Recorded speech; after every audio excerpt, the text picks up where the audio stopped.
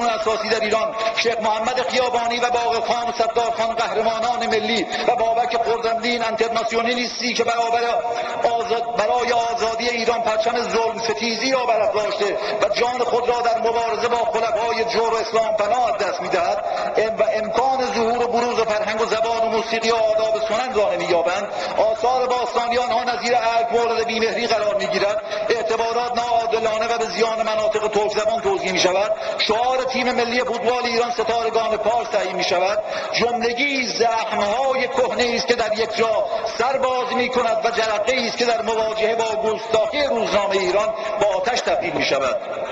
من در خاتمه زبان حال مردم رو در ترجیبند مشهور شهریار، شاعر همیشه جاوید آذربایجان که حکاکان به اقوام را مورد خطاب قرار داده مطرح میکنم که مخاطبش اهانت کنندگان به اقوام مختلف از جمله ترک زبانانه. آقای علی مختصرم بفرمایید بهتره، چون 11 دقیقه باید اهل معرفت باشی، به فکر آبرو و افتخار مملکت باشی. تو عقل و هوش خود دیدی که در غوغای شهریور کشیدن از دو سو همسایگان در خاک ما لشکر.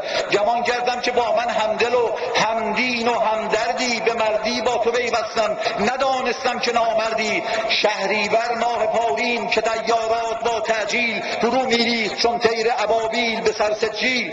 چو در ترکیه رفتم وحش حرمت دیدم و اعزاز به قفقازم برادر خواند و با خود مردم قفقاز. من آخر سالها سرباز ایران بودم و جانباز، به دستم تا سلاحی بود راه دشمنان بستم. عدو را تا که ننشاندم به جای از پای ننشستم، به کام دشمنان آخر گرفتی تیغ از دستم. چنان پیوند بگسستی که پیوند پیوستن نیارستم. چو استاد دغل سنگ محک بر سکه ما زد، تو را تنها پذیرفت و مرا از امتحان بازد.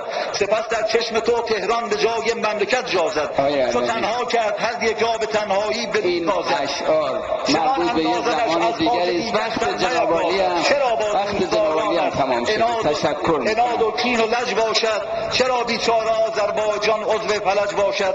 مگر پنداشتی ایران ز تهران تا خیلی ممنون. اینا مال 50 سال پیشه، روزی مال جمهوری اسلامی نیست. باشد تو گل را خار میبینی و گلشن را همه گلخن. متشکرم. آذربایجان بود و آسان بود. تشکر. بله هر şehri. Az tamaşaçılar, gördüğünüz kimi bu Azərbaycanın millət vəkili cənab Ələminin İran Milli Məclisindəki keçən ilki bir il bundan öncəki Güney Azərbaycanındakı etiraz mitinqləri oldu.